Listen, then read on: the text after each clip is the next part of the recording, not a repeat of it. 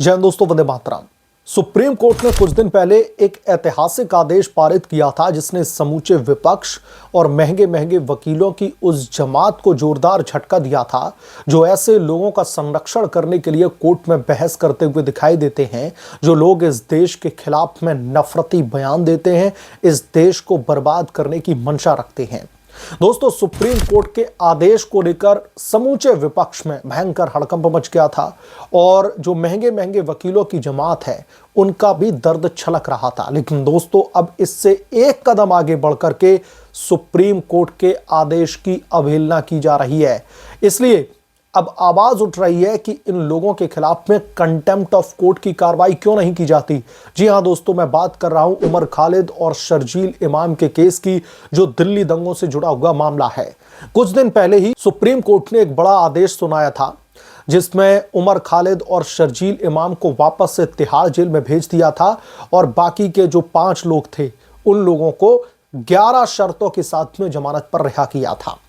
लगातार लोगों की प्रतिक्रियाओं का सिलसिला इस पर आ रहा है और अब एक ऐसी प्रतिक्रिया निकलकर सामने आई है जिसने एक बार फिर से राजनीतिक गलियारों में हलचल पैदा करती है।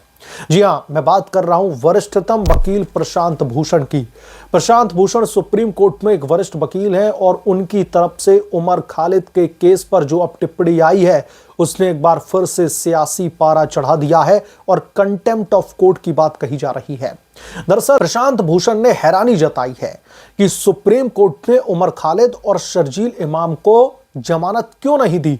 इतना ही नहीं, सुप्रीम कोर्ट के इस फैसले को अन्यायपूर्ण बता दिया है प्रशांत भूषण ने।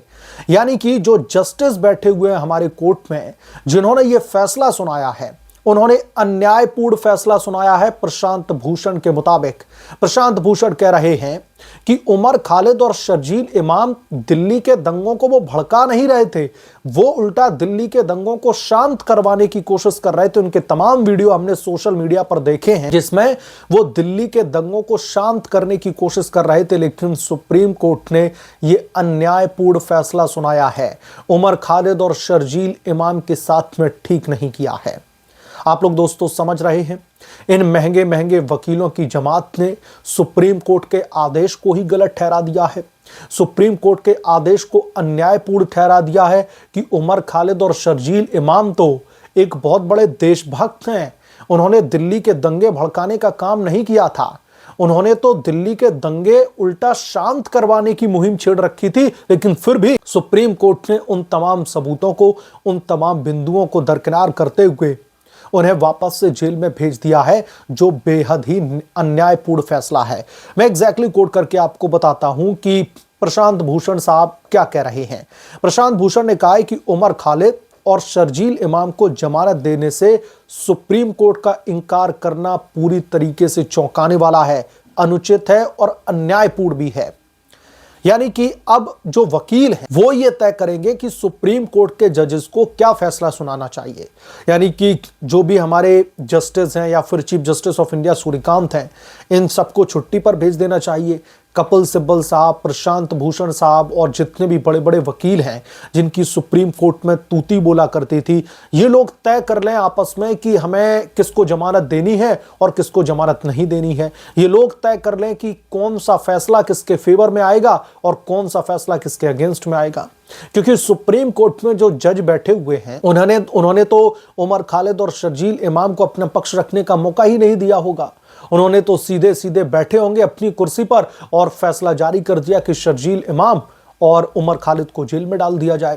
तो प्रशांत भूषण की सुप्रीम कोर्ट के फैसले पर यह बेहद ही असंवेदनशीलता वाली टिप्पणी ने अब एक बार फिर से राजनीतिक गलियारों में विवाद खड़ा कर दिया है और प्रशांत भूषण के इस स्टेटमेंट पर उनके खिलाफ में कंटेम्प्ट ऑफ कोर्ट की जो है मांग की जा रही है कि उन्होंने सुप्रीम कोर्ट के फैसले को अन्यायपूर्ण कैसे करार दे दिया। आप सुप्रीम कोर्ट के फैसले पर डिसएग्रीमेंट अपना रख सकते हैं, but at the end of the day supreme court का फैसला ही सर्वमान्य है। पूरे देश को मानना होगा, आपके फेवर में आए या फिर आपके अगेंस्ट में आए। इतना ही नहीं, क्या कह रहे हैं प्रशांत भूषण साहब कि उनके बहुत सारे वीडियो हैं, कई सारे भाषणों में वो हिंसा के खिलाफ नहीं बल्कि हिंसा को शांत करने के लिए बोल रहे हैं। ट्रायल के बिना ही वो 5 साल जेल में गुजार चुके हैं। फिर भी सुप्रीम कोर्ट ने गोपनीय पहचान वाले संरक्षित गवाहों के पुलिस के बयान के आधार पर बेल देने से इनकार कर दिया है। अब इन लोगों को इस चीज से भी दिक्कत है कि इस मामले में जो गवाह हैं उनको गोपनीय क्यों रखा हुआ है। भाई उनकी भी जान को भी थ्रेट हो सकता है। इतने सेंसिटिव मामले में वो गवाही दे रहे हैं तो उनका नाम कैसे रिवील किया जा सकता है।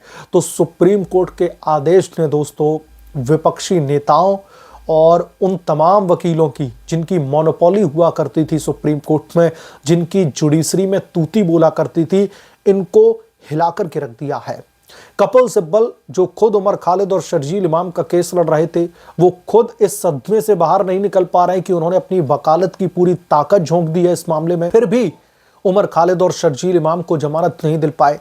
दोस्तों हमारी जो जुडिशरी है उसका अब काम करने का तरीका बदल रहा है और काम करने के तरीके के बदलाव में जो ये महंगे महंगे वकीलों की एक कह सकते हैं जो जमात है, जिनकी तूती बोला करती थी कोर्ट में, जिनकी मोनोपोली हुआ करती थी, जब चाहे जिसका क्लाइंट ये लेकर के चले जाते थे और वो केस जीत करके भी आते थे। तो जब से सीजेआई सूर्यकांत ने बतौर चीफ जस्टिस ऑफ इंडिया शपथ ली है, जब से उन्होंने जुडिशरी का कार्यभार संभाला है, हमारी जो न्यायपालिका है उसमें ब्रॉडर लेवल पर हमें जो है बदलाव देखने के लिए मिले हैं।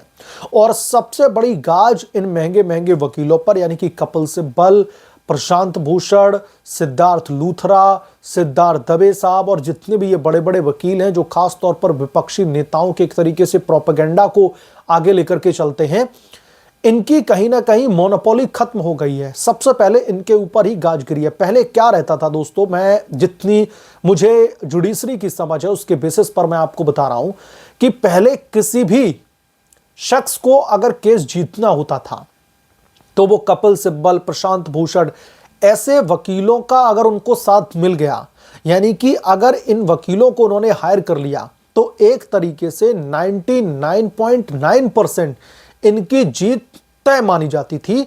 यानी कि ये वकील ही इसलिए जाने जाते थे कि अगर आप इनकी शरण में चले गए, अगर ये आपका केस लड़ने लगे तो फिर आपकी जीत सुनिश्चित है। तो इसलिए मैंने कहा कि इसलिए इनकी सुप्रीम कोर्ट में या फिर ये कह लीजिए कि न्यायपालिका के जगत में एक तरीके से इनकी मोनोपोली हुआ करती थी।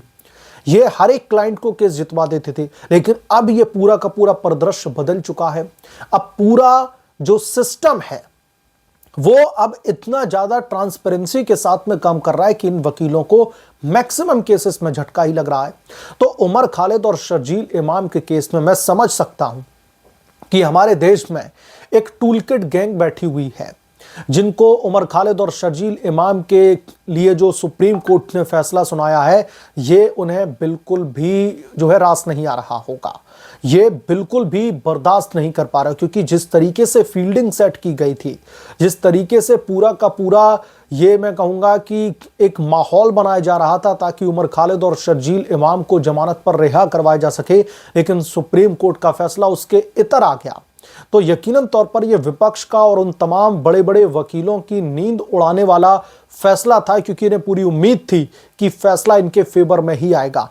तो आज तक सुप्रीम कोर्ट के फैसले को लेकर के एक एक करके इन लोगों का दर्द छलक रहा है। इन लोगों को ऐसा लग रहा है कि सुप्रीम कोर्ट ने अन्यायपूर्ण फैसला सुनाया है। यानी कि अब ये वकील साहब तय करेंगे कि सुप्रीम कोर्ट का फैसला न्यायपूर्ण है यानी अन्यायपूर्ण है।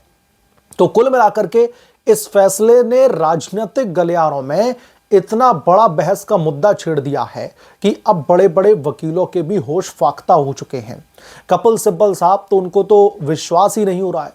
इतने दिनों से वो लगातार इस केस को लड़ रहे हैं और उन्हें अचानक से सुप्रीम कोर्ट से झटका लग जाता है। वो भी तब जब पूरा का पूरा माहौल एक नैरेटिव सेट कर दिया गया था कि शर्जील इमाम और उमर खालिद तो पूरी तरीके से बेगुनाह हैं। लेकिन प्रशांत भूषण साहब से मेरा एक सवाल है, वो सुप्रीम कोर्ट के फैसले को अन्यायपूर्ण बता रहे हैं। तो प्रशांत भूषण साहब, आप दिल्ली के दंगों को मुझसे ज्यादा और बेहतर समझते होंगे। दिल्ली दंगों के दौरान 53 लोगों की तकरीबन मौत हुई थी और सैकड़ों लोग गंभीर रूप से घायल हुए थे और कई सारे ऐसे भी पीड़ित लोग हैं जो आज तक उस हादसे से बाहर नहीं निकल पाए हैं। उन लोगों को आज भी उस समय के हादसे को याद करके वो पूरी तरीके से सहम जाते हैं, क्योंकि उन्होंने अपने परिवार के लोगों को खोया है, अपनी रोजगार खो दिया है, किसी ने तो गंभीर रूप से वो घायल हुए, अपने बॉडी का कोई पार्ट ही गवा दिया है। तो उन लोगों के साथ में कब न्याय होगा, क्या प्रशांत भूषण कभी बताएंगे? उमर खालिद और शर्जील इमाम को जेल में भेजा जाता है सबूतों के आधार पर, और प्रशांत भूषण साहब आप कह रहे हैं कि शर्जील इमाम और उमर खालिद ये तो उल्टा हिंसा को शांत करने की कोशिश कर रहे थे, इनकी तरफ से तो हिंसा बिल्कुल भी नहीं भड़काई जा रही थी।